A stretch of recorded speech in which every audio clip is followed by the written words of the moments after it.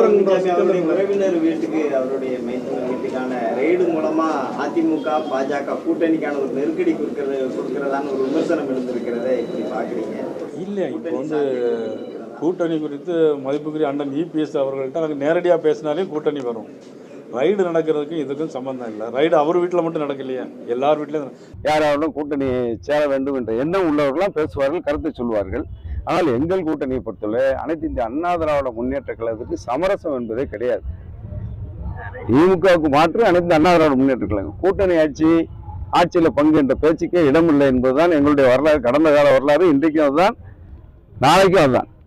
அவர் சொன்ன கருத்தில் ஒன்று ஒரு நல்ல அரசியல்வாதி சொன்ன கருத்தாக இருக்கிறது, மற்றொன்று மிரட்டுகின்ற பாணியில் இருக்கிறது. அதிமுக என்ற அந்த மாபெரும் இயக்கம் யாரை கண்டும் பயப்படாது, அஞ்சாது, இது போன்ற மிரட்டலுக்கெல்லாம் பணியாது. கொள்கை ரீதியாக நாங்கள் கூட்டணி கட்சி தலைவர்களோடு பேசுவோம். ஒரு ஜனநாயக அடிப்படையில் எங்களுடைய கூட்டணி அமையும் என்பதை மட்டும் தெரிவித்துக் கொள்கிறேன். கூட்டணியெல்லாம் ரொம்ப சீரியஸான விஷயம். ஒரு கட்சியும் அவங்களுக்கு என்ன கிடைக்கும், அவங்க என்ன விட்டு கொடுக்குறாங்க, அந்த கூட்டணி மூலமாக லாபமா நட்டமான்னு எல்லாம் கேல்குலேட் பண்ணி தான் ஒரு கூட்டணி தமிழ்நாட்டில் அமைதுங்க. நான் யாருமே பொதுவாக ஒரு கூட்டணிக்கு போகிறதில்லை. அதனால் 2026 உறுதியாக தமிழகத்தில் கூட்டணி ஆட்சி தான் மலரும், அதில் மாற்று கருத்து இல்லை. எந்த ரூபத்தில் எப்படி என்பதை பொறுத்திருந்து பார்க்கணும்.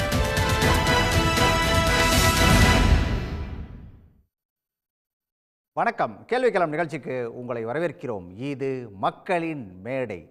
பாஜகவோட கூட்டணி இல்லை அப்படின்னு சொல்லி அதிமுக திரும்ப திரும்ப சொல்லிக்கிட்டு இருந்தாலுமே கூட பாஜகவுடைய சட்டமன்ற உறுப்பினரும் அதிமுகவில் முன்னாள் அமைச்சராக இருந்த நயினார் நாகேந்திரன் சில விஷயங்களை இன்றைக்கி பேசியிருக்காரு. அதிமுக பாஜக கூட்டணி அப்படிங்கிறது எடப்பாடி பழனிசாமியோட நேரடியாக உட்காந்து பேசினாலே அந்த கூட்டணி அப்படிங்கிறது அமைஞ்சிடும் அப்படிங்கிறது தான் நயினார் நாகேந்திரனோட கருத்து. அண்ணாமலை இதற்கு பதிலளிக்கிற விதமாக அவரும் சில கருத்துக்களை சொல்கிறாரு. என்ன கிடைக்கும், லாப நஷ்ட கணக்கு, இதெல்லாம் பார்த்து தான் கூட்டணி அப்படிங்கிறது அமையும். ஆனால் 2026 தமிழ்நாட்டில் கூட்டணி ஆட்சி தான் அமையும் அப்படிங்கிறது அண்ணாமலையோட கருத்து. உடனடியாக அதிமுகட்டிருந்து ஒரு ரியாக்ஷன் வந்திருக்குது. கடம்பூர் ராஜுவை பொறுத்த வரைக்கும் அவர் சொல்கிறாரு, தமிழ்நாட்டில் கூட்டணி ஆட்சி அப்படிங்கிற ஒரு விஷயமே கிடையவே கிடையாது, அதுக்கு சாத்தியமே இல்லைன்றாரு கடம்பூர் ராஜு. சரி, முன்னாள் அமைச்சர் கேபி முனுசாமி என்ன சொல்கிறாரு அப்படின்னு சொல்லி பார்த்தா, அவர் இங்கே வந்து பாஜக வந்து எங்களை வந்து மிரட்டியெல்லாம் பார்க்க வேண்டாம், யாரோட மிரட்டலுக்கும் நாங்கள் பணிய மாட்டோம் அப்படின்னு சொல்லி கேபி முனுசாமி குறிப்பிடுறாரு. என்ன கணக்கு போடுது அதிமுகவும் பாஜகவும் அப்படிங்கிறது தான் இந்த நேரத்தில் மிகப்பெரிய கேள்வியாக இருக்குது. இது தொடர்பாக தான் இன்றைய கேள்விக்கிழமை நிகழ்ச்சியில் விரிவாக பேசியிருக்கோம். விவாதத்தில் பங்கேற்க மூத்த பத்திரிகையாளர் ஜென்ராம், அரசியல் விமர்சகர் ஐயநாதன், அரசியல் விமர்சகர் ரவீந்திரன் துரைசாமி, இவர்களோடு அரசியல் விமர்சகர் பொங்கலூர் மணிகண்டன் மற்றும் பாஜகவிலிருந்து புரட்சி கவிதாசன். அனைவருக்கும் வணக்கம். நான் ஐயநாதன் சட்டத்தின் நிகழ்ச்சியை தொடங்கலாம் அப்படின்னு நினைக்கிறேன். மறுபடியும் இந்த பாஜகவை பொறுத்த வரைக்கும் அதிமுக கூட கூட்டணி வைக்கிறதுல அப்படிங்கிறதுல ரொம்ப ஆர்வம் காட்டிக்கிட்டே இருக்காங்க. எல்லாம் மாறி மாறி அதே கருத்தை திரும்ப சொல்லிக்கிட்டே இருக்காங்க. வராத அதிமுகவை இழுக்க பார்க்குதா பாஜக? இல்லை, அப்படி இல்லை. பாஜகவுக்கு வந்துட்டு சட்டமன்ற தேர்தலில் எந்த ஸ்டேக்குமே இல்லை தமிழ்நாட்டில்.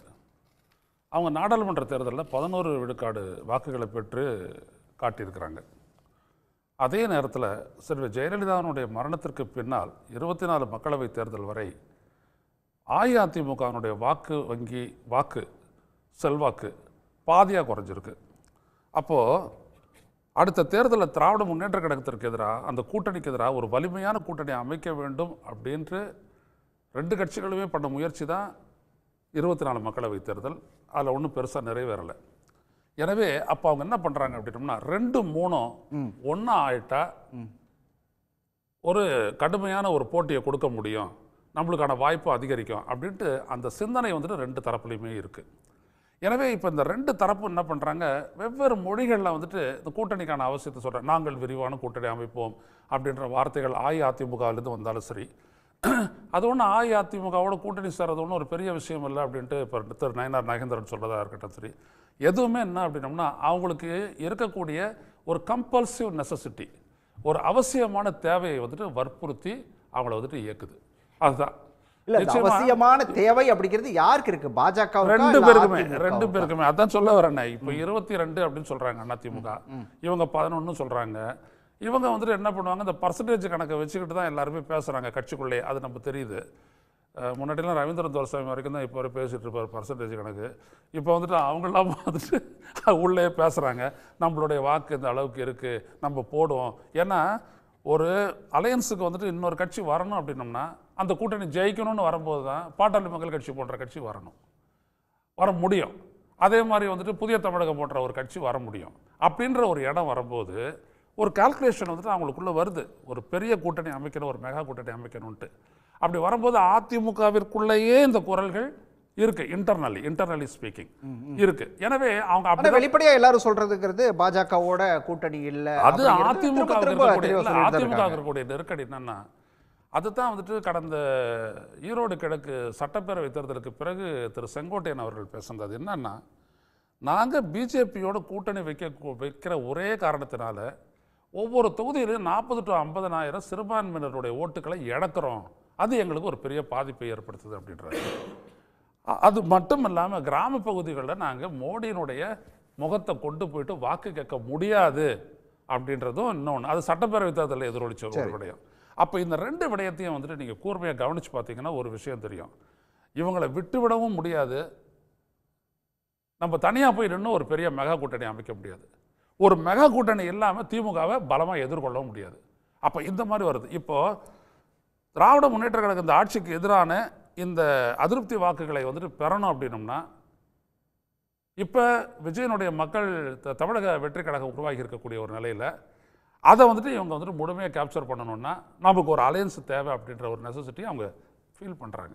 அப்போது கூட்டணிக்கான சாத்தியக்கூறு அப்படின்றது இந்த ரெண்டு கட்சிகளினுடைய நிலைகள், நிலைப்பாடுகள், இருக்கக்கூடிய யதார்த்த நிலைன்னு பார்த்தோம்னா அப்படித்தான் போவோம் அப்படி தான் நான் நினைக்கிறேன். சரி, நான் ஜென்ராமோட பார்வையும் கேட்டுறேன் சார். அவங்களுக்கு இவங்களோட தேவை இருக்குது, அதாவது அதிமுகவுக்கு பாஜகவுடைய தேவை இருக்குது, இன்னொரு பக்கம் பாஜகவுக்கும் அதிமுகவுடைய தேவை இருக்குது, அதனால தான் அப்படி பேசுகிறாங்க அப்படிங்கிறது ஐயநாதன் சொன்ன கருத்தாக இருக்குது.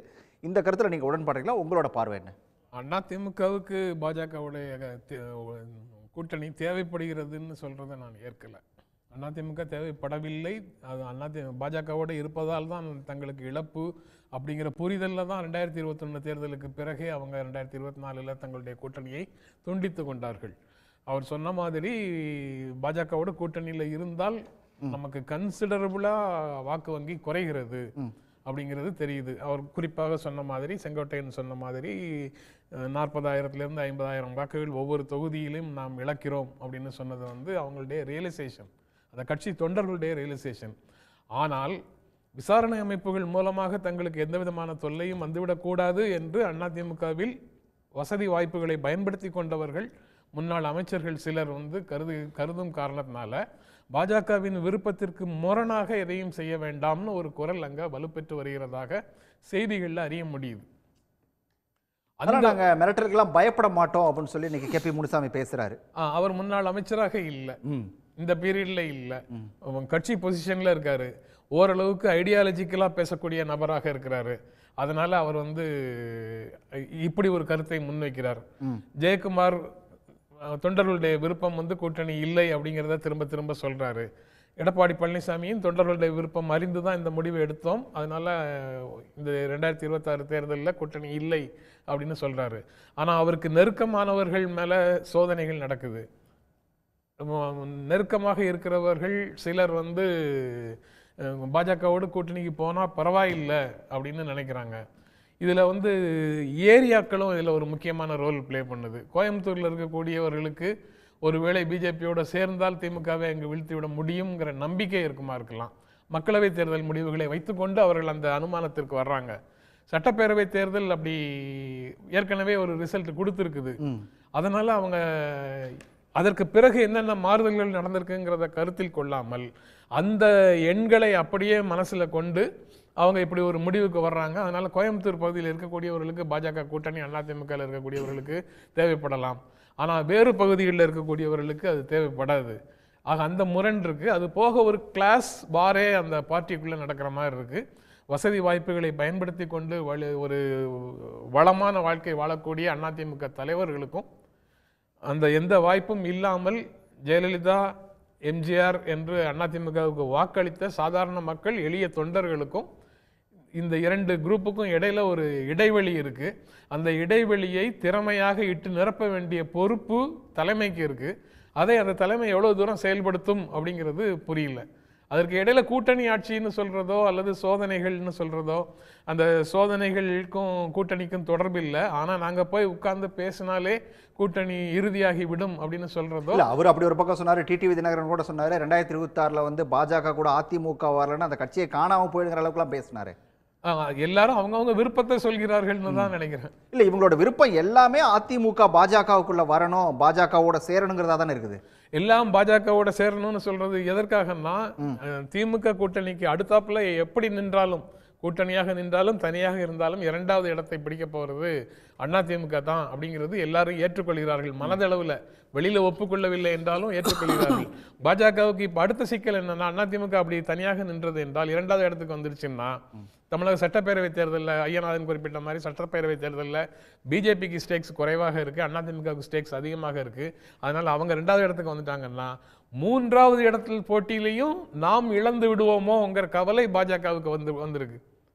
அதனால் அவங்க அதிமுகவை ஏதாவது ஒரு வழியில் கூட்டணிக்கு போயிட்டோம்னா அந்த செகண்ட் பொசிஷன் யாருக்குன்னு அவங்களுக்குள்ளேயே போட்டி நடக்கிற மாதிரி ஒரு ஸ்டேஜை செட் பண்ணிக்கலாம் அப்படின்னு பிஜேபி காய் நகர்த்துகிறது அப்படின்னு தான் அதை பார்க்கும்போது புரியுது. அவங்க பேசுறத வச்சு தெரியுது. ரைட். ஆனா என்ன நடக்கும் அப்படிங்கிறது தெரியல. எல்லாமே கடைசி நேரம் மாறுதலுக்கு உட்பட்டு, கடைசி என்ன நடக்குங்கிறது தெரியல. ஆனா என்னென்ன நடந்தால் யார் யாருக்கு பாதிப்புங்கிறத பத்தி பேச முடியும்ல. சரி, அதிமுகவுக்கு கூட்டணிக்கு போனால் இழப்புகள் தான் ரொம்ப அதிகம். இப்படி சொல்றது திமுக ஜெயிக்கணும்னு விரும்புறவங்க சொல்ற வார்த்தை அப்படின்னு யாராவது நண்பர்கள் எளிதாக கடந்து போக முடியும். ஆனா அது இல்லை. திமுக கூட்டணிக்கு எதிராக வலிமையான போட்டியை கொடுத்து இரண்டாவது இடத்துல பிடிக்க முடியும்னு தான் நான் நினைக்கிறேன். ஆனா திமுக கூட்டணி ஜெயிக்கணுங்கிறதுக்காக இது சொல்லல. தமிழ்நாடு அரசியல் சூழல் அது ஒரு விஷுவல் திங்கிங். தமிழ்நாடு அரசியல் இந்த இரண்டு கழகங்களுக்கு இடையில முதன்மையாக இருப்பதுதான் நல்லது, தமிழ்நாட்டு மக்களுக்கு நல்லதுங்கிற உணர்வுல இருந்து அவங்க எந்த கூட்டணிக்கும் போகாம அதிமுக தனியாக நிற்கணும். முயன்றால் முதலிடத்துக்கும், நடக்கலைன்னா ரெண்டாவது இடத்துலையும் இருக்கணும். ரைட். கணக்கு அதிமுகவுடைய கணக்கு என்னன்னு கேட்டுருவோம். பொங்கலூர் மணிகண்டன் எப்படி பார்க்குறீங்க நயினார் நாகேந்திரன் சொன்ன விஷயத்தை? நாங்கள் ஒன்றும் ரெய்டெல்லாம் விட்டு மிரட்ட வேண்டிய அவசியம் இல்லை, நேராக எடப்பாடிகிட்ட போய் உட்காந்து பேசினாவே போதும் அப்படின்ட்டாரு, கூட்டணி அமைஞ்சிரும் அப்படின்ட்டாரு. வாய்ப்பு இருக்கா? அதாவது சார், ஒவ்வொருவருக்கும் ஒரு ஆசை உண்டுங்க. அந்த ஆசையை நம்ம தவறுன்னு சொல்ல முடியாது. ஆனால் அந்த ஆசைக்கு இணங்குற அளவுக்கு இன்னொரு கட்சி இருக்க வேண்டும்ங்க. 19 நாங்கள் ஒரு கட்சியோடு பேச விரும்புகிறோம், பேசினால் அது கூட்டணி அமைந்து விடும் என்று அவருடைய விருப்பமாக சொல்கின்றார் ஒழிய அதிமுகவின் விருப்பம் என்ன, அதிமுக அப்படி யாராவது சொல்கிறாங்களான்னு ஒரு முக்கியமான விஷயத்தை யோசிக்கணுங்க. இப்போ எல்லோருமே அதிமுக மீது கருணை காட்டுகிற மாதிரியே பேசுகிறாங்க. அதிமுக நன்றாக இருக்க வேண்டும், அதிமுக இணையாக இருக்க வேண்டும். இதெல்லாம் யாருக்குமே இந்த கருணை தேவையில்லைங்க. அதிமுக பார்த்துக்குது. ஏன்னா இதெல்லாம் வேண்டுமெனே அதிமுகவை சிதைப்பதற்கான வார்த்தை இது. இதிலிருந்து அதிமுக கடந்து சென்று விட்டதுங்க. ஏன்னா யாருடைய அபிலாஷைக்கும் அதிமுக இணங்கி செல்லாது. ஆனால் KP முனுசாமி மட்டுமில்ல, ஜென்ராம் சாரும் அதே போல ஐயனாரும் சாரும் கூட சில விஷயத்தை சொன்னாங்க. அதாவது பாஜக கூட சேரணும் அப்படிங்கிற விருப்பம் வெளிப்படையா சிலருக்கு இல்லை அப்படின்னு சொன்னா கூட உள்ளுக்குள்ள அந்த விஷயம் என்ன புகஞ்சிட்டு தான் இருக்கு. அதிமுகவுக்குள்ள பல குரல்கள் உள்ள இருந்து கேட்டுட்டு தான் இருக்கு அப்படின்னு சொல்றாங்களா? அப்படி கேக்குதா? அதாவது பாஜகவோடு சேர்ந்தால் மத்திய அமைச்சராகலாம், சில சலுகைகளை அனுமதிக்கலாம் என்கிற எண்ணம் திமுகவில் கூட பல எம்பிகளுக்கு உண்டு. அது மாதிரி தாங்க ஒவ்வொரு கட்சியில் இருக்கலாம். அப்போ திமுக எப்படி சில விரும்புகிறார்களோ அதுபோல அதிமுக சில விரும்பலாம். ஆனால் தலைமை என்ன சொல்கிறது, தொண்டர்கள் என்ன விரும்புகிறார்கள், அதுதான் முக்கியம். அதிமுக மிக தெளிவாக இருக்கிறது. பாஜகவோடு கூட்டணி இல்லை என்பதில் கடந்த காலத்தில் பொதுக்குழு செயற்குழு பேசினாங்க, மாவட்ட செயலர் கூட்டத்தில் பேசினாங்க, பொதுச் செயலர் எடப்பாடியார் பத்திரிகா சந்திப்பில் பல முறை சொல்லியாச்சு. திரும்ப திரும்ப அதையே சொல்வதை அதிமுக நிச்சயமாக ரசிக்காது. ஏன்னா திரு நயினார் நாகேந்திரன் அவர்கள் அதிமுகவில் அமைச்சராக இருந்தவர். எனவே அங்கிருந்து பாஜகவிலிருந்து அவர் வெற்றி பெற முடியாது, பாஜகவில் தொடர்ந்து செயல்பட முடியாது என்கிற எண்ணத்தை அவர் மாறி பேசுகிறார். ஏன்னா இந்த மாதிரி சமிக்கை சொல்லி அவர் அதிமுகவில் இணைவதற்கான விருப்பத்தை தெரிவிப்பதாகவே நான் பார்க்குறேன் ஒழிய அதிமுக கூட்டணிக்கு செல்லாது. ஏன்னா நீங்கள் தேசிய கட்சியில் காங்கிரஸ் பாஜக இரண்டுமே கூடுதல் லக்கேஜ் தான். கடந்த காலங்களில் காங்கிரஸ் கட்சியும் சரி அல்லது பாஜகவும் சரி, இப்போ வெளியுறவு கொள்கைன்னு வச்சுக்கோங்க. இப்போ குறிப்பாக ஈழ பிரச்சனை, காங்கிரஸ் நிலைப்பாடு என்ன, பிஜேபி நிலைப்பாடு என்ன, காங்கிரஸ் கொள்கை என்ன, பிஜேபி நிலைப்பாடு ரெண்டுமே ஒன்று தான். ஆனால் ஏன் திமுக ஆதரிக்குது காங்கிரஸ் கட்சியை? அப்போ ஒவ்வொருவருமே ஒரு இலக்கு வைக்கிறாங்க, இவரை தோற்கடிக்க, இப்படி கூட்டணி அமைக்க. இதுதான் தேர்தல் நேரத்தினுடைய வியூகமொழிய, யாருக்கும் கொள்கையெல்லாம் கிடையாதுங்க. அதிமுக பொறுத்தவரையில் பாஜகவோடு சேர்ந்ததால் பல கஷ்டங்களை அனுபவித்தது. நீங்கள் சொல்கிற மாதிரி ஐயா நான் கேபி முனுசாமி சொன்ன மாதிரி நிச்சயமாக எந்த ஒரு பிரச்சனையும் வந்தாலும் அதிமுக சந்திக்குங்க. ஏன்னா எந்த ஒரு அரசியல் கட்சியுமே பயந்து நடத்த முடியாது சார். ஒரு மிரட்டியோ ஒரு அச்சுறுத்தியோ இயக்கத்தை நடத்துறது கஷ்டங்க. ஒரு நாள் நடத்தலாம், ஒரு வருஷம் நடத்தலாம், தொடர்ந்து நடத்துவது சிரமம். அதிமுக பொதுச் செயலாளர் யாருக்கும் அஞ்சக்கூடியவர் அல்ல. எப்படி எம்ஜிஆர் இருந்தாரோ, எப்படி அம்மா இருந்தாங்களோ, அதே மாதிரி அவரும் அச்சப்பட்டு இந்த இயக்கத்தை நடத்துவதற்காக தலைமை பொறுப்பு ஏற்கவே இல்லை. ஏன்னா மோடி அவர்கள் கடந்த காலங்களில் வலிமையாக பிரதமராக இருந்தபோது அந்த கூட்டணி வேண்டாம் என்று உதறியவர். இன்னும் சொல்ல போனால் பக்கத்திலேயே தேசிய ஜனநாயக கூட்டத்தில் அருகில் அமர வைத்த போதும் கூட அதிமுக தலைவர்களை கிள்ளுக்கேறியாக ஒரு மாநில தலைவர் பேசுகிற போது அதை வேண்டாம் என்று தூக்கி எறிந்த துணிச்சல் மிக்க ஒரு தலைவர். அதைத்தான் அதிமுக விரும்புதுங்க. இப்போ தேர்தல் வெற்றி தோல்வி பார்த்தீங்கன்னா திமுக எம்ஜிஆர் இருக்கும்போது தொடர்ந்து தோற்றுதுங்க. அதே போல் அம்மா இருக்கும் 10 நாளும் தோற்றுது, இடையில பல முறை தோற்றுருக்குது. ஆனால் அது வரல பிரச்சனை. ஆனால் ஒரு இயக்கத்தை வழிநடத்துகிற போது தொண்டர்களுடைய ஒரு மனப்பான்மையை ஏற்றுக்கொண்டு அதற்கு தக்கவாறு உறுதியோடு நடத்த வேண்டும் தான் பொதுவாக கருதுவாங்க. அந்த கருத்தில் எடப்பாடியார் என்றைக்கும் மாற மாட்டார். நான் உறுதியா சொல்றேங்க. அவர் தான் எடுத்த முடிவுக்கு முன்பாக எடப்பாடி பழனிசாமியே போய் கேட்டாலோ அல்லது கேபி முனுசாமியோ போய் கேட்டா தானே பிரச்சனை. இப்ப அவங்க தானே கேட்டுட்டு இருக்காங்க, வாங்க வாங்க வாங்க அப்படின்னு சொல்லிட்டு, கூட்டணிக்கான வாய்ப்புகள் இருக்குன்னு சொல்லிட்டு. சோ அவங்க சொன்னதை ஏத்துக்கிட்டோம் அப்படின்னு சொல்லி சார் சொன்னது போல கடைசி நேரம் மாறுதல் எது வேணாலும் நடக்கலாம்ல சார். கடைசி நேரம்னா ஒரு வருஷம் வச்சுக்கோங்க. கடைசி நேரத்தில் ஞானம் நீங்களோ சபையில் உள்ளவர்களோ இல்லாமல் கூட போகலாம். இது வரல காலம். இன்றைக்கு அதிமுக ஏன் சொல்லிக்குது 26 கூட்டணி இல்லைன்னு சொல்லிக்குது. இதை நம்பாமல் திரும்ப திரும்ப இதையே நீங்கள் பேசுனீங்கன்னு சொன்னால் அப்போ உங்கள் நோக்கம் நல்ல நோக்கமான பார்வையாளருக்கு தப்பா நினைப்பாங்களா? ஏன்னா அதிமுக விருப்பம் இல்ல. இல்ல இது என்னோட கருத்தோ ஜென்ராமோட கருத்தோ இல்ல, வெளியில பரவலா இருக்கக்கூடிய கருத்தை தான் நாங்க சொல்றோம். நயினார் கூப்பிடுறாரு, எல்லாம் மாறி மாறி வெளியில அதிமுக சொல்லுச்சா? இல்ல சார், ராஜா சார் அதிமுக சொல்லுங்களா? சொன்ன அதிமுகவுல நேரடியா யாரும் இந்த கருத்தை சொல்லல. ஆனா உள்ளுக்குள்ள பலரும் இத விரும்புறாங்க, பாஜகவோட போற விரும்புறாங்க அப்படிங்கறத ஜென்ராமும் குறிப்பிட்டாரு, அதே போல ஐயநாதன் குறிப்பிட்டாரு. இல்ல சார், தமிழ்நாட்டில் உள்ள ஒவ்வொரு அரசியல் கட்சிக்கும் ஒவ்வொரு கருத்தை சொல்லலாம். அந்த கருத்தை அதிமுக திணிப்பு தவறு. சரி இல்ல சார், அதிமுக கருத்தை சொல்லிவிட்டது, தன்னுடைய முடிவை அறிவித்து விட்டது. மற்ற கட்சியில் சொல்வதற்கெல்லாம் அதிமுக பதில் சொல்லி நேரத்தை செலவழிப்பது அபத்தம். உண்மையிலே இது போன்ற விவாதங்கள் உடன்பாடு அதிமுக நிச்சயமா இல்லைங்க. ரைட். நம்ம புரட்சி கவிதாசன் நான் கேட்டு வந்துடுறேன். புரட்சி கவிதாசன் அவங்க தான் இல்லவே இல்லை, வேண்டவே வேண்டாம்னு சொல்லிட்டாங்க. திரும்ப திரும்ப ஏன் பாஜக அதிமுகவோட கூட்டணி வைக்கணும், அதிமுகவோட கூட்டணி வைக்கணும், நாங்கள் எடப்பாடி கூட பேசினா கூட்டணி அமைஞ்சிரும் அப்படின்னு சொல்லிட்டு ஏன் திரும்ப திரும்ப அதிமுகவை இழுத்துட்டு இருக்கீங்க? இது முதல்ல நம்முடைய பாரதிய ஜனதா கட்சியுடைய சட்டமன்ற கட்சி தலைவர் அண்ணன் நயினா நாகேந்திரன் அவர்கள் மூத்த தலைவர், வெற்றிகரமான தலைவர், ஒரு வசீகரமான தலைவர். அதனால் அவர் அவராக இதை ஆரம்பிக்கலை. ஒரு பத்திரிகை நண்பர் கேட்குறாரு இது மாதிரி அப்படின்னு கேள்வி கேட்டதற்கு பதிலாகத்தான் நயினா நாகேந்திரன் அவர்கள் இவ்வாறு சொல்லுறாங்க. நீங்கள் பெரும்பாலும் பார்த்தீங்கன்னா தமிழில் மங்களச்சொல் அமங்கலச்சொல் அப்படிம்பாங்க. ஒரு பொருள் கடையில் போய் கேட்டிங்கன்னா அது இல்லை என்று சொல்லுவது அமங்கலம். அதனால் அதுக்கு என்ன சொல்லுவாங்கன்னா, உப்பு கேட்டீர்கள் என்றால் பருப்பு இருக்கிறது என்று சொல்லுவார்கள். இதுதான் தமிழ் மக்களுடைய நுட்பமான உளவியல் சமூகவியல் கோட்பாடு.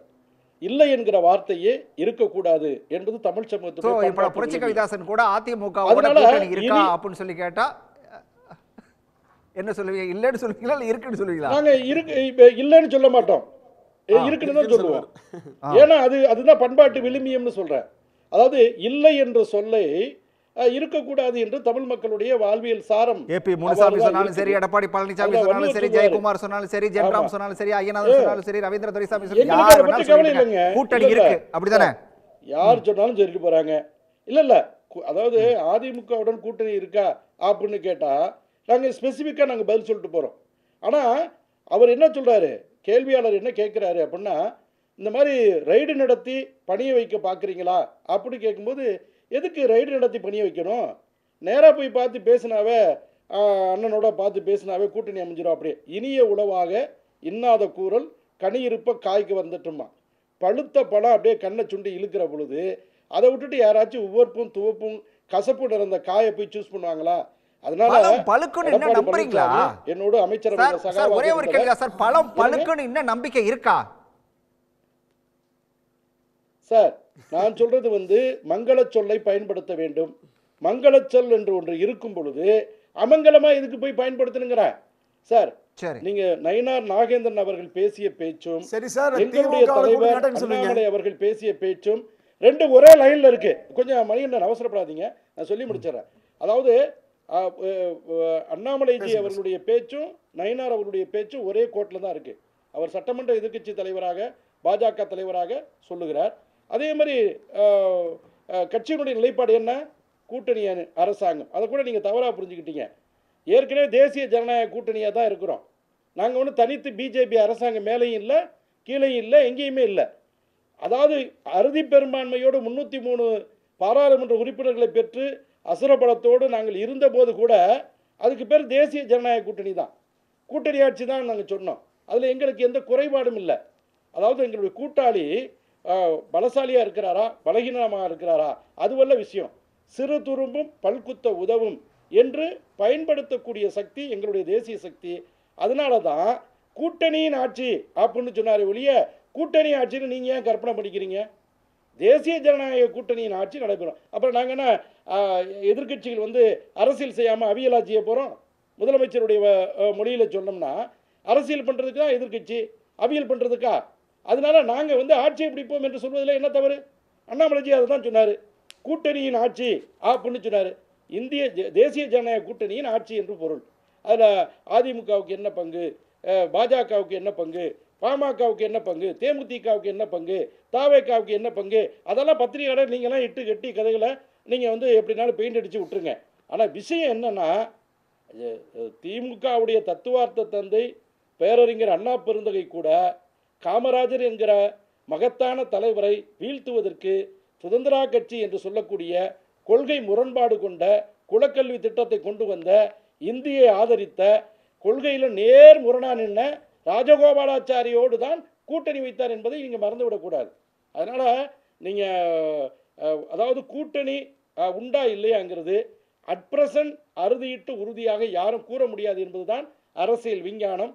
நிறைய பேர் பார்த்தீங்கன்னா ஜோசியம் பார்த்துக்கிட்டு இருக்காங்க, அமையாது அமையும். நான் சொல்கிறேன்னா எங்களுக்கு பார்லிமெண்ட்ரி போர்டுன்னு ஒன்று இருக்குங்க, பாராளுமன்ற தேர்தல் பணிக்குழு அப்படின்னு இருக்குது. அந்த பார்லிமெண்ட்ரி குழு தான் எங்களுடைய சுப்ரீம் அத்தாரிட்டி. அதுதான் அதிகபட்ச உச்சபட்ச அதிகாரம் கொண்ட அமைப்பு. அதுதான் டிசைட் பண்ணும். அண்ணாமலைஜி முடிவு பண்ண முடியாது, ஒரு நம்பிக்கையோட இருக்கீங்க. ரைட், வரேன் முடிவு பண்ண முடியாது. பிஜேபியை பொறுத்தவரை parliamentary board will decide. AIADMK முடிவையும் சேர்த்து அதிமுக முடிவையும் சேர்த்து தான் அது முடிவு செய்யுமா அந்த குழு அப்படின்னு கேட்கிறாரு அந்த கமிட்டி. ஜென்ராமோட கேள்வி இது. ஏங்க நான் வந்துட்டு வடையை என்ன சொன்னா நீங்க ஏன் ஓட்டைன்றீங்க? நான் சொல்றது பிஜேபி தலைமையிலான தேசிய ஜனநாயக கூட்டணியுடைய விஷயங்களை பொறுத்து பிஜேபியுடைய தேசிய பாராளுமன்ற குழு தான் முடிவு பண்ணணும்னு சொல்றேன். திரும்ப ரொம்ப வேற மொழியில பேசலையே, எளிய தமிழ்ல நேரடியான தமிழ்ல தான் சொல்றேன். அடுத்தவங்களை பத்தி நாங்க எப்படி முடிவு எடுக்க முடியும் சார்? என்னதான் அடுத்த வீடு பக்கத்து வீடா இருந்தாலும் நாங்க எப்படி சார் முடிவு எடுக்க முடியும்? நீங்க இந்த என்ன சார் கணக்கு இது? உறவினர்கள் வீடுகள்ல கூட ரைடு போனது என்ன கணக்கு?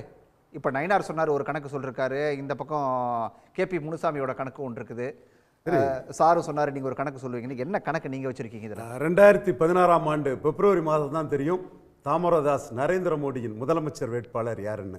26 பிப்ரவரி மாதம் தான் தெரியும்.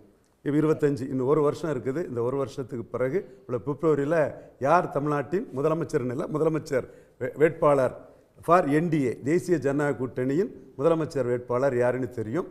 அந்த நோக்கமும் நிச்சயமாக 2029 மக்களவைத் தேர்தலை மையமாக வச்சு தான் அமையும் நான் கருதுகிறேன். அதே வேளையில் அவர் அதிமுக அனுதாபி சொன்ன மாதிரி எடப்பாடி பழனிசாமி ஒன்று ஈஸியாக சரண்டர் ஆகக்கூடிய தலைவர் இல்லை. 7 வருஷமாக நான் அதை சொல்லிட்டு தான் இருக்கிறேன். இன்றைக்கும் நான் அதைத்தான் சொல்கிறேன். அதிமுக செயற்குழுவிலே அப்போ நயினாரோட நம்பிக்கை அது என்ன நம்பிக்கையில் அவர் சொன்னார்? நயினார் பொறுத்தளவில் நேஷனல் பார்ட்டியில் ஒவ்வொருத்தரும் எங்கள் பர்சனல் பொலிட்டிக்ஸை தான் பண்ணுவாங்க. இப்போ நயினார் நம்பிக்கை என்ன? அதிமுகவில் ரெட்டையில நின்னார், தோற்று போனார். பாஜகவில் தாமரையில் நின்றார், தோற்று போனார். 21 ரெட்டலையும் தாமரையும் சேர்ந்து நிற்கும்போது திருநெல்வேலியில் ஜெயித்தார். அப்போ அவர் ஜெயிக்கிறதுக்கு சேர்ந்து நிற்கிறது லாபம்னு அவர் நினைக்கிறாரு. தேசிய கட்சியில் இருக்கக்கூடியவங்க ஒவ்வொருத்தரும் அதான் பார்ப்பாங்க. என்ன சசிகலா அம்மையார் சிறைச்சாலையை விட்டு வரும்போது பாஜகவில் முக்கிய தலைவராட்டு அண்ணாமலைக்கு அடுத்தபடியாக தூரத்தில் பேக்கிங் உள்ள பொன் ராதாகிருஷ்ணன் என்ன சொன்னார்? எம்ஜிஆருக்கு பிறகு மாஸ் லீடர் சசிகலா அம்மையார் தான் சொன்னார். நம்ம என்ன சொன்னோம்? பூடம் தெரியாமல் பொன் ராதாகிருஷ்ணன் எங்கள் ஊருக்காரரு பங்காளி சாமியாடுறாருன்னு சொன்னோம். என்ன நடந்தது? ஸோ இந்த அரசியல் முடிவுகள் 2026ஆம் ஆண்டு பிப்ரவரி மாதம் தான் முடிவுக்கு வரும். அதே வேளையில் இன்னைக்கு அதிமுக ஸ்ட்ராங்காக இருக்காங்க. அதிமுக ஸ்ட்ராங்காக தான் இருக்கிறாங்க. அவங்க ஐயநாதன் அண்ணன் சொல்கிற மாதிரி, ஜென்ராம் சொல்கிற மாதிரி பாஜகவோட கூட்டணி சேர்ந்தால் கிறிஸ்தவ முஸ்லீம் வாக்குகள் பாதிக்கும். 21 மோடி படத்தை போடாமல் தான் ஒர்க் பண்ணாங்க. 2019 அதைத்தான் அதிமுக செய்தாங்க. இப்போவும் அவங்க ஒரு வாரத்துக்கு முன்னாடி ஜெயக்குமார் தெளிவாக கூட்டணி கிடையாதுங்கிறது எடப்பாடி பழனிசாமிக்கு ஒற்றை மனிதருக்கு கருத்து கிடையாது. அது ஒட்டுமொத்த அதிமுகவின் கருத்துங்கிறதான் அவங்க ஆன் ரெக்கார்ட் அவங்க அதை பதிவு பண்ணி வச்சுருக்காங்க. அதே வேளையில் என்டிஏயில் அண்ணாமலையும் தன்னோட கட்சியோட பலத்தை காட்டணுங்கிறதுல அவரும் தெளிவாக இருக்கிறாரு. அந்த அடிப்படையில் தான் உள்ளாட்சி தேர்தலில் 2% பெருமான சீட்டு இருக்குது, உங்கள் ஆட்கள்லாம் இவ்வளவு தான் தகுதின்னு சேலத்துக்கு கிளம்பி போயிட்டார். ஓபிஎஸ் கொடுக்கலான்னு சொன்னார், முடியாதுன்னு அவர் கிளம்பி போயிட்டார். கடைசி நேரம் அமித்ஷா கட்சினா தனித்து நின்னாகணும்னு சொல்லும்போது 5% வாக்கெடுத்து அண்ணாமலை நிரூபித்தார். அப்போது நான் சொன்னேன் 3வது இடம் பாஜக தான் வரும்னு சொன்னேன். பட் டிஸ்டன்ட் தேர்டு அதிமுகவுக்கு 25, இவங்க 5, 3வது இடம் பாஜக வருங்கிற மாதிரி வந்தாப்புல. அதுக்கு பிறகு 2024 அப்பவும் ஐயா எடப்பாடி பழனிசாமி 330 சீட்டு என்டிஏ வரும், 3வது முறை மோடி பிரதமராக வருவாருன்னு அனௌன்ஸ் பண்ணிட்டாரு.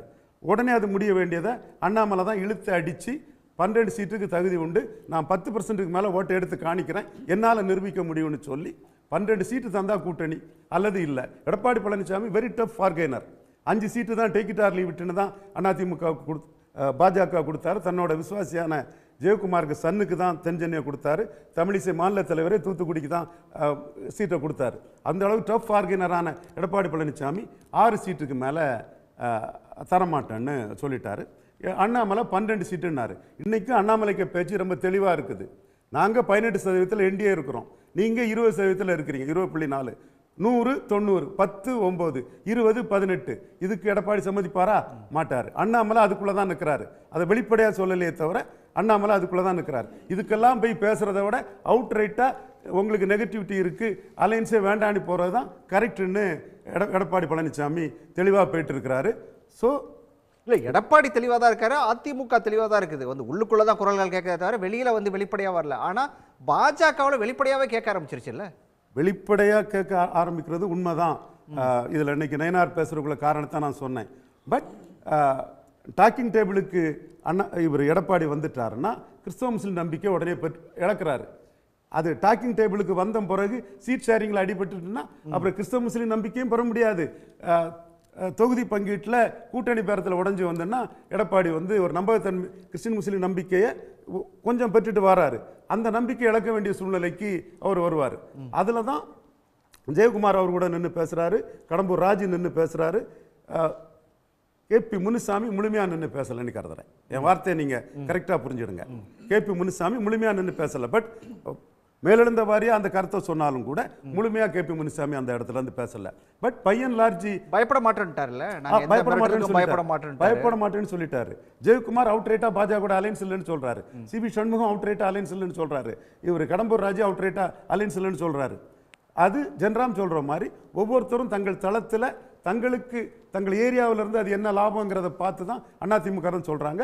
எனிவே அதிமுக செயற்குழுவிலே கூட்டணி இல்லைன்னு சொல்லும்போது அந்த கிரெடிட் அவங்களுக்கு கொடுக்காம நம்ம பேசுகிறது முறையல்ல. அதிமுகவுக்குள்ள இவர் வேலுமணி கொங்கு பெல்ட்டில் உள்ளவர் 2 பேரும் சேர்ந்திருந்தா ஒரு வெற்றியை பெற முடியும்னு சொன்னார். அதில் நம்மளை போன்றவங்க கருத்து சேர்ந்திருந்தா திமுக 50%க்கு மேலே போயிடும், சீமான் 8 12 ஆக்கிடுவார், அது பிறந்தா கூட்டணி ஆகும், எலி தவளை நட்பாக இருக்குன்னு தான் நம்ம கருத்து. அது ஸோ இது எல்லாமே முடிவெடுக்க வேண்டியது மோடியும் எடப்பாடியும். மோடி யாரை 2026 பிப்ரவரியில் சிஎம்மாக சொல்ல போகிறாருங்கிறத சஸ்பென்ஸாக இருக்கும், நம்ம பொறுத்திருந்து பார்ப்போம். ரைட், ஐயநாதன்ட்ட கேட்போம். இதை பொறுத்த வரைக்கும் அதிமுக சஸ்பென்ஸும் இல்லையே. அது ஏற்கனவே ரவீந்திரன் துரைசாமி அதை பற்றி பல இடங்கள்ல பேசியிருக்கிறாரு. அதனால அதில் சஸ்பென்ஸ் இருக்கான்னு. சரி சரி ஐயநாதன் சார், அதாவது அதிமுக இந்த விஷயத்தில் தெளிவாக இருக்குது அப்படிங்கிறத ரவீந்திரன் குறிப்பிடுறாரு. பாஜகவோட கூட்டணி வேண்டாம் அப்படிங்கிறதுல வந்து அதிமுக ரொம்ப ரொம்ப தெளிவாக இருக்குது அப்படிங்கிறத சொல்கிறாரு. ஆனால் அப்படி இருந்தாலுமே கூட இந்த பக்கம் இருந்து இவ்வளோ ப்ரெஷர் வரதுக்கு என்ன காரணமாக எடுத்துக்கிறது? அதான் நான் முதல்ல எடுத்தோடனே ஆரம்பிச்சேன். பாஜகவிற்கு நீங்க வந்து ரெண்டு பேருக்கும் தேவைகள் இல்ல அது ரெண்டாவதா வந்தேன். முதல்ல என்னன்னா சட்டப்பேரவை தேர்தலை பொறுத்த வரைக்கும் மக்களவை தேர்தல் மாதிரி பாஜகவிற்கு ஸ்டேக்ஸ் இல்லை. இதில் வந்துட்டு நம்மளால் இது பண்ண முடியும். மக்கள் இதை வந்துட்டு ஒரு பொருட்படுத்தவே மாட்டாங்க, சிந்தனைக்கே எடுத்துக்க மாட்டாங்க. பாஜகவுக்கு ஒரு ஓட்டு போடுவோன்னு பொருட்படுத்தவே மாட்டாங்க. அஇஅதிமுகவோட அலையன்ஸில் 20 இடத்துல நின்றும் கூட அவங்க 4 இடத்துல தான் ஜெயிக்க முடிஞ்சுது. அதுவும் எவ்வளோ ஸ்லண்டர் மார்ஜினில். அதுலேயும் வந்துட்டு பார்த்தீங்கன்னா மோடியினுடைய படத்தை கொண்டு போக முடியாதுன்ற இஷ்யூலாம் வந்துச்சு. எனவே பாஜக வந்துட்டு வேறு வழி இல்லை, அது ஒரு கூட்டணியை நாடித்தான் ஆகணும். என்டிஏன்னு பேசுகிறதெல்லாம் வந்துட்டு பேசிக்கலாம், என்டிஏ கூட்டணி அப்படின்னு பேசிக்கலாம். ஆனால் நாளைக்கு வந்துட்டு இன்றைக்கி தெரியும் பாமகனுடைய கூட்டத்தில், பொதுக்குழு கூட்டத்தில் என்ன நடந்ததுன்றது தெரியும். கூட்டணி தப்பாக முடிவெடுத்ததுனால தான் தோல்வியை சந்திச்சோன்னு தெரியும். எனவே அவங்க வந்துட்டு இப்போ என்டிஏல இருக்க மாட்டாங்க. சட்டப்பேரவை தேர்தலில் அவங்க ஒரு 10 தொகுதியை ஜெயிக்கணும்னா அவங்களுக்கான ஆப்ஷன் 2 தான். ஒன்று திமுக இல்லை அஇஅதிமுக. ஸோ அந்த இடத்து தான் அவங்க போய் ஆகணும். பாஜக கிடையாது. அப்போ பாஜக என்ன பண்ணுது அப்படின்னோம்னா தன்னுடைய ஓட்டையும் தக்க வச்சுக்கிட்டு தனது கூட்டணி வாக்கு அந்த 7% தக்க வைக்கிறதுக்கு அதுக்கு இன்னொரு அலையன்ஸு கம்பல்சரி. அதனால தான் நான் சொல்கிறேன், ஒரு அரசியல் தாவேகாவுடைய முடிவை பொறுத்து தான் இந்த அலையன்ஸுங்கிறது அமையுமா? இல்லை இல்லை இல்லை இல்லை அதெல்லாம் வராது. சொல்கிறேன், இருக்கட்டும் வரட்டும். இல்லை அந்த கணக்கில் சொல்லிடுங்க நீங்கள். இல்லை அதெல்லாம் அப்புறம் வச்சுக்கோங்க. நான் தெரியும் அதெல்லாம் வரும், எப்படி கேட்பீங்கன்னு தெரியும். இல்லை இல்லை நான் உங்களை கேட்டேன். இல்லை இல்லை இருக்கட்டும் கேட்கணும் தெரியாததெல்லாம் கேட்கணும். அப்போ இங்கே என்ன தேவை அப்படின்னோம்னா பாஜகவிற்கு வந்துட்டு ஒரு பெரிய கூட்டணி தேவை அப்படின்னு வரும்போது அது ஒரு ஆன்டி திமுகவா பாஜக இது அஇஅதிமுகவோட அது அலையன்ஸ் போடுறதுக்கான முயற்சியில் அது ஈடுபடுது. ஆனால் திரு KP முனுசாமி அவர்கள் சொன்னதை நான் ஏற்றுக்கிறேன். அழுத்தம் கொடுத்து அதை சாதிக்க முடியாது. அழுத்தம் கொடுத்தா திருப்பி அடிக்க தெரியுன்றதை ஏற்கனவே எடப்பாடி பழனிசாமி நிரூபிச்சுட்டாரு. ஏன்னா என்டிஏ அப்படின்ற ஒரு பேனரில் நான் மக்களவை தேர்தலை சந்திக்க மாட்டேன், சட்டப்பேரவை தேர்தலை சந்திக்க மாட்டேன் அப்படின்னு சொல்லி தான் அதிமுக அவர் காப்பாற்றி நிற்கிறார். எனவே அது நடக்காது. எனவே அலையன்ஸ் அப்படின்றத ஒரு ஆப்ஷன். அண்ணாமலையினோட இது என்னன்னா அந்த பர்சன்டேஜ் ஆஃப் ஓட்டை வச்சுக்கிட்டு அது திரு ரவீந்திரன் துரைசாமி அவர்கள் சொன்னது போல ஒரு பெட்டர் பார்கெயின் அவர் எடுக்கலாம். முன்னாடி மாதிரி 20 சீட்டு அப்படிலாம் செட்டில் ஆகாத ஒரு 40-50 சீட்டு அப்படின்ற மாதிரி போகலாம். ஆனால் அதுக்கெல்லாம் எடப்பாடி இடம் கொடுப்பாரா அப்படின்றதெல்லாம் பொறுத்து இடம் இருக்குது. ஆனால் அஇஅதிமுகவை பொறுத்த வரைக்கும் நான் சொல்ல வரேன், அவங்களுடைய ஃபர்ஸ்ட் ஆப்ஷன் பாஜகவா இருக்காது. அது வேற ஏதாவது இருக்கும் கடைசி நேரத்தில். சரி வேற வழி இல்லை. தாவேகாவா இருக்குமா, அதாவது விஜயா இருப்பாரா அப்படின்னு ஒரு கேள்வி எனக்கு வருது. இதை நீங்க சொன்ன உடனே வருது. உங்களுக்கு வரும், உங்களுக்கு வந்துகிட்டே தான் இருக்கும். இது இல்லைன்னா ராஜா திருவேங்கடமே கிடையாது. அதாவது அது என்ன அப்படின்னீங்கன்னா அவங்கள பொறுத்த வரைக்கும் இதை சொல்லித்தான் நம்ம வந்துட்டு கிட்டத்தட்ட ஒரு 20-25 நாளாக விவாதம் பண்ணோம். அதுக்கப்புறம் தாவேகாலேருந்து ஒரு அறிக்கையை கொடுத்துட்டாங்க. இந்த மாதிரி இல்லை, நாங்கள் தனிச்சு நின்று தான் நாங்கள் பண்ண போகிறோம் அப்படின்னு சொல்லிட்டு அவங்க ஒரு கூட்டணி கொடுத்துட்டாங்க. முடிஞ்சு போச்சு. அதுக்கப்புறம் இதோட கடைசி நேரம் மாறுதலுக்கு உட்பட்டது தான் உலகமே. அடுத்த கணத்தினுடைய மாறுதலுக்கு உட்பட்டது தான். அதெல்லாம் இருக்கட்டும். நான் என்ன சொல்ல வரேன்னா இந்த இடத்துல அதிமுகவை பொறுத்த வரைக்கும் திரு செங்கோட்டையன் அவர்கள் சொன்னதை போல இந்த மைனாரிட்டி ஓட் அப்படின்றத வந்துட்டு ஒரு டிசைசிவ் அப்படின்றத தமிழ்நாட்டில் நினைக்கிறாங்க. அது 5%, 8%. இது வந்துட்டு முடிவு எடுக்குது. இப்போது நீங்கள் ஒன்று எடுத்துக்கங்க. நயனா நாகேந்திரன் பேசுகிறாரு, ரவீந்திரன் துரைசாமி அவர்கள் சொல்லும் போது அவர் சொன்னார், அதோட வச்சு அவர் எம்எல்ஏ ஆனார். இப்போ பார்த்தீங்க அப்படின்னோம்னா இதே திருநெல்வேலி மக்களவை தொகுதியில் 49% ஓட்டு, 47% ஓட்டு வந்துட்டு திமுக அலையன்ஸு, கிட்டத்தட்ட 40% இது வந்துட்டு பார்த்தீங்க அப்படின்னோம்னா அண்ணாடிஎம்கே, சாரி பாஜக, என்டிஏ கூட்டணி. இந்தாண்ட பார்த்தீங்கன்னா அடுத்தபடியாக இருக்கிறது யாருன்னு பார்த்தீங்கன்னா அஇஅதிமுக 8% நாம் தமிழரோட கொஞ்சம் அதிகம். அப்போ இவங்க 2 பேரும் சேர்ந்தா 48% வருது இல்லை. அப்போ அதை வச்சு இவர் சொன்னது ரைட்டு தான். அவங்களுடைய ஏரியாவில் இருக்கிற கணக்கு வச்சு தான் பேசுவாங்க, உண்மை தான். ஆனால் தெர் இஸ் சப்ஸ்டன்ஸ். இது வந்துட்டு அதிமுகக்குள்ளேயும் எழுப்புன்றேன். நீங்கள் தென் மாவட்டங்களில் அண்ணாமலை சொன்ன ஒரு வார்த்தையை நீங்கள் வந்துட்டு இது பண்ணணும். இதுக்கு வந்துட்டு எனக்கு ஒரு மணிகண்டன் சொல்வார், பதில் சொல்வார்னு பார்க்குறேன். அவர் ஒன்று சொன்னார், இந்த தேர்தலுக்கு அப்புறம் பாருங்கள் தென் மாநிலங்களில், தென் மாவட்டங்களில் அதிமுகவினுடைய நிலையை பாருங்கள் அப்படின்னாரு அவர். அது நடந்துச்சா இல்லையா? எப்படி அது நடந்துச்சு? இப்போது ஓபிஎஸ் வாக்கு வாங்கி 2வது இடத்துக்கு வர்றதும், இவர் டிடிவி தினகரன் வந்துட்டு தேனி தொகுதியில் 2வது இடத்துக்கு வர்றதும் அதன் மூலம் அதிமுக பின்னாடி தள்ளப்படுறது ஏற்றுக்கொள்ளப்படலாம். ஏன்னா எல்லாரும் தான் அது அதிமுக ஓட்டு அப்படின்ற மாதிரி எடுக்கலாம். ஆனால் பல தொகுதிகளில் நீங்கள் பார்த்தீங்கன்னா திருச்சிக்கு கீழே அதிமுக வந்துட்டு கடுமையான தோல்வியை சந்திச்சிருக்குது. அப்போது எந்த இடத்துலேருந்து இவங்க சால்வேஜ் பண்ணுவாங்க? கட்சியையும் நீங்கள் கட்சியை விட்டு போனவங்க வெளியில் அனுப்பப்பட்டவங்களையும் நீங்கள் எடுத்துக்க மாட்டீங்க. அப்படின்னா உங்களுக்கான ஆப்ஷன் என்ன இருக்குது? ஒன்றே ஒன்று தான், கூட்டணி. அந்த கூட்டணியில் பாஜக அப்படின்றது ஒரு நிரூபிக்கப்பட்ட பர்சன்டேஜோட உங்களை தட்டுறாங்களோ அழுத்துறாங்களோ ஏதோ ஒன்று செய்கிறாங்க. ஸோ இதுதான் இப்போ இருக்கக்கூடிய ஸ்டேட்டஸ். இதை வச்சு தான் இன்றைக்கி எல்லாரும் பேசுகிறாங்க.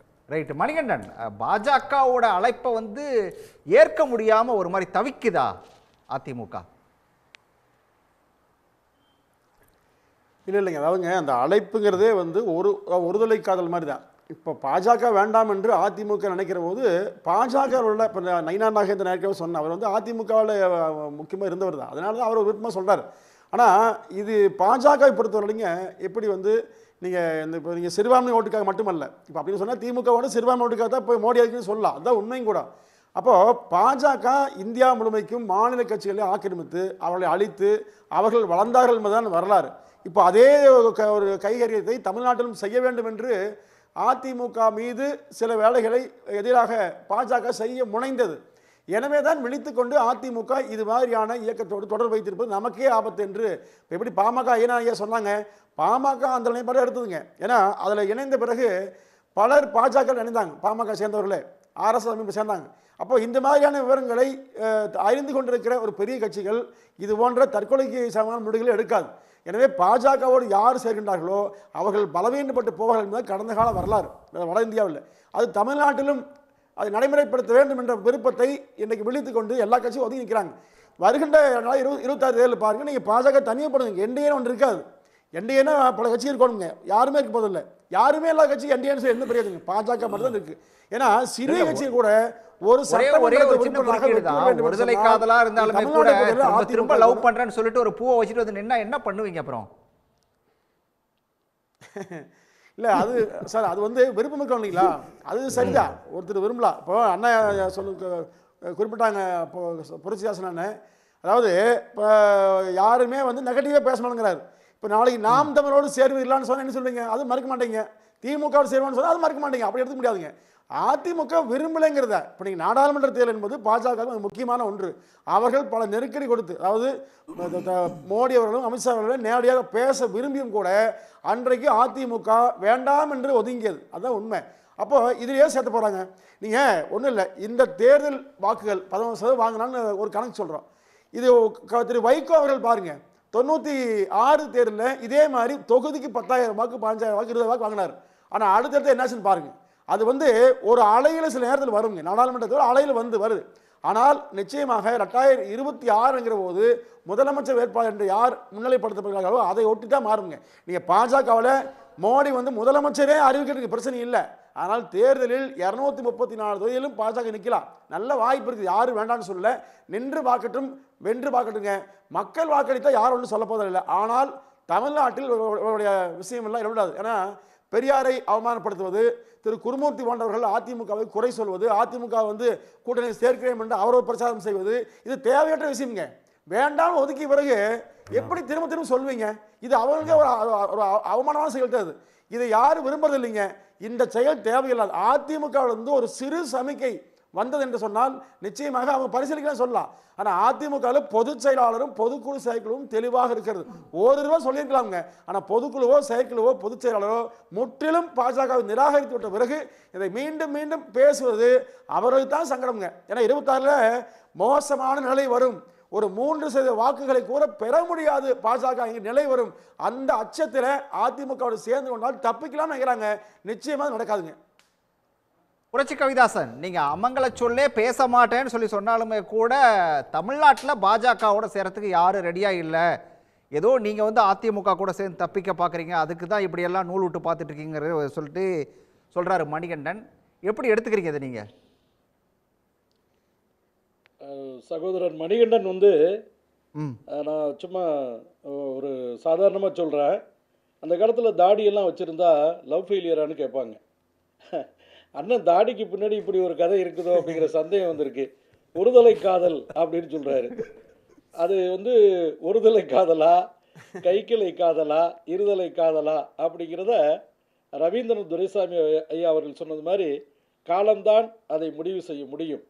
அதனால் வந்துட்டு நாம் வந்துட்டு இந்த இந்த நிமிடம் மாத்திரமே, இந்த நொடி மாத்திரமே சர்வ நிச்சயம். அடுத்த செகண்டை கூட நம்ம யோசிக்க முடியாது. அதனால் சொல்லை தவிர அனைத்து மாறும் என்பதுதான். இல்லைங்க, நான் அதை மட்டும் சொல்லலைங்க, நாங்கள் பொதுவாகவே சொல்கிறோம். நீங்கள் அவர் சொல்கிற மாதிரியெல்லாம் அந்த 3 விழுக்காடு அப்படின்னெல்லாம், அதாவது பாஜக வந்து 2 எம்பி தொகுதியிலிருந்து தன்னுடைய அக்கௌண்ட்டை ஆரம்பித்த கட்சி, 3ல் 2 மடங்கு பாராளுமன்றத்தை வளர்த்து காட்டிய கட்சி. அதனால் இன்னும் 100 வருஷத்துக்கான செயல் திட்டத்தோடு இருக்கிற கட்சி. அதனால் எங்கள் எக்ஸ்பிரஸ் போய்கிட்டே தாங்க இருக்கும். ஒன்ஸ் ஸ்டார்ட் அது போய்கிட்டே தான் இருக்கும். நீங்கள் வேணும்னா தேவையானவங்க தேவையான இடத்துல ஏறிக்கிங்க. நிறைய ஸ்டேஷன் இருக்குது, நிறைய ஜங்ஷன் இருக்குது. ஆனால் எக்ஸ்பிரஸ் ஒன்ஸ் ஸ்டார்டட்னா அதோட எண்ட் அவங்க சொல்றது தமிழ்நாட்டை தாண்டற வரைக்கும், எக்ஸ்பிரஸ் தமிழ்நாட்டை தாண்டற வரைக்கும் அன்ரிசர்வ்ட் பெட்டியே காலியா தான் இருக்குங்கிறது அவங்களோட கருத்து. இல்லை, அப்படி தான் சொல்லிக்கிட்டு இருக்காங்க. இன்னைக்கு பாஜக மையப்படுத்தி விவாதம் பண்ணுவதற்கு அவசியம் என்ன? அவர் நயினா நாகேந்திரன் சிரிச்சுக்கிட்டு சொல்கிறாரு, அண்ணன் எடப்பாடி அவர்கள் நேரில் சந்தித்தாவே முடிஞ்சு போயிடும். இன்றைக்கி உட்காந்துட்டு மணிக்கணக்கில் நம்ம பேசுகிறோம். அப்படின்னா பற்றிக்குது இல்லை? ஒரு தீக்குச்சி தாங்க. ஒரு பெருங்காட்டை எரிப்பதற்கு ஒரு சின்ன தீக்குச்சி போதும். அதுக்கு பெரிய லாரி நிறைய நெருப்பு தேவையில்லை. ஃபயர் இருக்குல்ல, பத்த வைக்கிறது அபகலமான சொல் இல்லையான்னு கேக்குறாரு ஜென்ராம். அடுப்பு பத்த வைக்கிறது, விளக்கு பத்த வைக்கிறதா பார்க்கணும்னு சொல்றேன். விளக்கு பத்த வைக்கிறது வந்து தீபம் ஏற்றுதல், அடுப்பை பத்த வைக்கிறது வந்து பொங்கல் வைக்கிறது. அதையே அமங்கலமா பாக்குறீங்க. உங்களுக்கு அதாவது தவறான மனோநிலையில் இருக்கிறவங்களுக்கு எல்லாமே தவறாதான் தெரியும். சரியா சொன்னீங்க, பொருத்தமா இருக்கு. அதனால பெருங்காடு பற்றி எரியணும்னு சொன்னீங்களே, அதனால கூட்டணி கணக்குகள் என்பது வந்துட்டு திட்டவட்டமாக யாரும் தெரிவிக்க முடியாது. அதே மாதிரி அஃபீஷியலாக பிஜேபியோடைய ஸ்டேட்மெண்ட் எதுவுமே வரலங்க. இப்போதைக்கு எங்களுக்கு இருக்கிற வழிகாட்டி குறிப்பு என்னன்னா, தலைவர் அண்ணாமலை அவர்கள் சொல்லுவதை நாங்கள் வழிமொழிவோம், அவ்வளவுதான். சரி, கூட்டணியின் ஆட்சி 2026 அவ்வளவுதான். ரைட். இன்னும் கூட பாஜக ஒரு பெரு நம்பிக்கையோட காத்திருக்கு அப்படிங்கிறது அதை காட்டுது அவரோட பேச்சு அப்படிங்கிறது. அது எப்படி எடுத்துக்கிறது சார்? ரொம்ப தீவிரமாக கூட்டணிக்காக முயற்சி செய்து கொண்டிருக்கிறார்கள். எல்லாம் ஒரு லவ் மூட்லேயே இருக்காங்க. அப்படியே அது நான் ஒரு ராசி இல்லா ராஜா அப்படின்னு பாடக்கூடிய நிலையில இருக்கிறாங்க. இது குழந்தை பாடும் தாலாட்டு அப்படின்னு பாடக்கூடிய நிலையில இருக்கிறாங்க. சரி, ஆனா என்னன்னா கூட்டணிக்கு போனாங்கன்னு வச்சுக்கோங்க, நான் மேனேஜர் இல்லை, தலைவர், கூட்டணியை நான் தான் முடிவு செய்வேன், டெல்லி முடிவு செய்யாது அப்படின்லாம் பேசிய காலம் எல்லாம் முடிஞ்சு போச்சு. அப்படி ஒரு கூட்டணி வந்தது என்றால் அவருக்கு லாஸ் ஆஃப் ஃபேஸ். அவர் வந்து எப்படி மக்களை எதிர்கொள்வார் அல்லது தோழர்களை எப்படி எதிர்கொள்வார்? அதே மாதிரி தான் எடப்பாடி பழனிசாமியும் தொண்டர்களுடைய ஆணைக்கு இணங்க செயற்குழு, பொதுக்குழு எல்லாத்துலேயும் போட்டு முடிவெடுத்து பாஜக கூட்டணியிலிருந்து வெளியில் வந்துட்டோம்னு சொன்னதுக்கு பிறகு அடுத்து உடனடியாக பிஜேபியோட கூட்டணின்னு சொன்னால் அவருக்கும் லாஸ் ஆஃப் ஃபேஸு. அவரும் தொண்டர்களையோ அல்லது மற்ற தோழர்களையோ எதிர்கொள்ள முடியாது. பாஜகவோட கூட்டணிக்கு போகணும்னு விருப்பம் உள்ளவர்களை தவிர, பாஜகவில் அண்ணாமலையை தவிர மற்ற எல்லாரும் கூட்டணிக்கு விரும்புகிறார்கள் அப்படின்னு தான் நான் நினைக்கிறேன். இந்த வானதியோ நயினாரோ அவங்களுக்கு கூட்டணியில் இருந்தால் மட்டும்தான் மீண்டும் ஒரு எம்எல்ஏ சீட் கிடைப்பதற்கான வாய்ப்பு இருக்கு. எம்எல்ஏ ஆகிறதுக்கான வாய்ப்பு இருக்கு. அதனால அவங்க வந்து அதற்கு கூட்டணியை விரும்பலாம். ஆனால் எப்படி மற்றவர்களுக்கு, அண்ணாமலைக்கு அந்த எண்ணம் இல்லை. அண்ணாமலை ரவீந்திரன் துரைசாமி சொல்கிற மாதிரி அவர் வந்து லாங் ரன்ல தொலைநோக்கு பார்வை பார்க்கிறாரு. அது போக டெல்லிக்கு வந்து தமிழ்நாடு சட்டப்பேரவை தேர்தல் ஒரு பெரிய ஒரு பொருட்டே எண்ணம் அண்ணாமலைக்கும் இல்லை, எடப்பாடிக்கு இல்லைன்னு எடுத்துக்கலாமா? ஒரு பொருட்டே இல்லை. தேர்தல் வெற்றி பெறணுங்கிற கட்டாயம் அவர்களுக்கு இல்லை. அதனால அல்லது கண்ணுக்கு எதிரே தெரியுது இல்லை. ஒன்று, திமுக கூட்டணியினுடைய வாக்குகள் எவ்வளவு தூரம், அது 2021 பெற்ற வாக்குகளை விட 24 பெற்ற வாக்குகளோட சேர்த்து பார்க்கும்போது 26 ஆட்சியில் வந்த 5 ஆண்டுகளுக்கு பிறகு அவர்களுடைய செல்வாக்கு எவ்வளவு தூரம் கூடியிருக்கிறது, அவர்களுடைய திட்டங்களுக்கு மக்களிடத்தில் என்ன வரவேற்பு இருக்கிறது, முதலமைச்சருடைய டூர் எல்லாத்துலேயும் மக்கள் அவரிடம் எப்படி உரையாடுகிறார்கள், ஸ்டேஜ்னு அவங்க வந்து மீடியாவில் கருத்து சொல்கிறதுக்கும் மக்களிடத்தில் ஒரு கருத்தை பரப்புவதற்கும் எதிர்கட்சிகள் வந்து அந்த மாதிரி முயற்சி செய்யலாம். அப்படி சொல்லலாம். ஆனால் நடைமுறையில் ஒரு மனம் திறந்த உரையாடல்களாக அவர்களுடைய பாடி லாங்குவேஜ் இருக்குது. சாதாரண மக்களுடைய பாடி லாங்குவேஜ் அவர்கிட்ட வந்து மனம் திறந்த நெகிழ்ச்சியான ஒரு உரையாடலாக இருக்குது. அது வந்து அன்பு கொண்டவர்களிடத்துல தான் சாத்தியம். அது கட்சி தலைவருங்கிற மாதிரி கட்சிக்காரங்க பேசுகிற மாதிரி தெரியல, திட்டங்களுடைய பலன்களை அனுபவித்தவர்கள் பேசுகிற மாதிரி இருக்குது. அப்படி இருக்கக்கூடிய சூழலில் அவங்களுக்கு எதிராக தனித்தனியாக நின்றால் உறுதியாக தோல்விங்கிறது எல்லாருக்கும் தெரியுது. ஆனாலும் எடப்பாடி பழனிசாமி மட்டும்தான் தன்னிடம் கூட்டணிக்கு ஆட்கள் வருவார்கள்ங்கிற நம்பிக்கையோடு இருக்கிறாரு. பாட்டாளி மக்கள் கட்சி இப்போ அங்கிருந்து விடைபெற்று கொண்டது என்றால் அதிமுகவோட தான் வந்து சேருவதற்கான வாய்ப்பு இருக்குது. அல்லது தவேகவோட போகணும். தவேகவோட போகிறதுக்கு வாய்ப்பு இருக்கிறதாக தெரியல. அதை விட ஷியோர் ஷாட் வந்து அதிமுக தான். அது இன்னும் டெஸ்ட் பண்ணி ரிசல்ட் தெரியல. பலருடைய விஷுவல் தாட்டோடு தான் இருக்குது. அவங்க அவ்வளோ பெறுவார்கள் இவ்வளோ பெறுவார்கள், அல்லது ஒரே தேர்தலில் ஒரு பாட்டில் பெரிய பணக்காரராகிற மாதிரி ஒரே தேர்தலில் அவர் முதலமைச்சராகவே ஆயிடுவார் அப்படிங்கன்னு சிலர் கனவுகளில் இருக்கலாம். ஆனால் நடைமுறையில் அது சாத்தியம் இல்லைன்னு புரிந்து கொண்டவர்கள் எடப்பாடி பழனிசாமியோட கூட்டணி போகிறதுக்கு தான் முயற்சி செய்வாங்க. அப்போ பழைய மாதிரி தேமுதிகவும் பாட்டாளி மக்கள் கட்சியும் எடப்பாடி பழனிசாமியோட வந்து சேர்வதற்கான வாய்ப்பு இருக்குது. அதோட அந்த திமுக கூட்டணியோட போட்டி போட்டு பார்க்கும் அதிமுக. இந்த திமுக அதிமுக அல்லாத வாக்குகள்னு இருந்தது இல்லை, அது யாராவது ஒருவருக்கு போய் சேரும்போது கிடைத்த அட்வான்டேஜ் வந்து இப்போ கிடையாது. இப்போ அந்த இடத்துக்கு 3 பேர் போட்டிடுறாங்க. அந்த இடம் சுவாரஸ்யமான ஃபைட்டாக இருக்குது. அவர்களுக்கு மீடியாலையும் ஸ்பேஸ் கிடைக்கும் போது அவங்க வந்து முதல் 2 இடங்களை பிடித்தவர்களோடு இவர்கள் வலிமையாக போட்டியிடுகிறார்களோ அப்படிங்கிற மாதிரி ஒரு எண்ணம் வருது. இதை குறுக்கிடுறாரு. அதாவது திமுக அணி இன்டாக்டாக இருக்குன்னு அவர் சொல்கிறத நான் ஒத்துக்கிறேன். திமுக அணி ஒரு காம்பினேஷன் கெமிஸ்ட்ரியில் வெற்றி பெற்றவங்க இன்டாக்டாக தான் இருப்பாங்க, தோல்வியிலிருந்து கெமிஸ்ட்ரியில் வெற்றி பெற்றவங்க. பட் என்னை பொறுத்தவரை இந்த ரெய்டு வந்து நயனார் நாகேந்திரன் சொல்கிறது மிரட்டி அலைன்ஸுக்கு பணிய வைக்கிறேங்கிறாரு. 2026 பிப்ரவரி தான் தெரியும். 3வது இடத்துக்கு அதிமுகவை கிராக் டவுன் பண்ணதுக்கான மோடியின் முயற்சிங்கிறது முயற்சியா இல்லை நயனார் நாகேந்திரன் அவர் சட்டமன்ற கட்சி தலைவர், அந்த கட்சியில் முக்கிய தலைவர், அவர் மிரட்டி கூட்டணிக்கு வர வைக்கிறதுங்கிற மாதிரி சொல்கிறாரு. அதுக்கு தான் இவரும் பதில் சொல்கிறாரு. யார்? கேபி முனுசாமி அந்த பதில் சொல்கிறார். இதுதான் நமக்கு மேலெழுந்த வாரியாக இருக்குது. ஆஃபர் அக்செப்டன்ஸ் தான் அலைன்ஸு. அந்த ஆஃபர் அக்செப்டன்ஸில் அதிமுக 3வது இடத்துக்கு தள்ளுறதுக்கு மோடிக்கு சிஎம் கேண்டிடேட் யாருங்கிறதையும் பார்க்கணும். அந்த சிஎம் கேண்டிடேட்டுக்கு ஒரு பிரபல நடிகர் பவன் கல்யாண் மாதிரி 14 பிரச்சாரம் பண்ண மாதிரி பிரச்சாரம் பண்ண வாய்ப்பு இருக்காங்கிறதையும் பார்க்கணும். எல்லாமே ப்ராபபிலிட்டிஸ் இப்ஸ் அண்ட் பட்ஸில் அவங்கவுங்க யூகத்தில் தான் போயிட்டு இருக்கு. 2026 பிப்ரவரி வரை இந்த யூகங்களும் இது ஓடிட்டு தான் இருக்கும். நன்றி சார். இந்த விவாதத்தில் பங்கேற்ற அனைவருக்கும் நன்றி.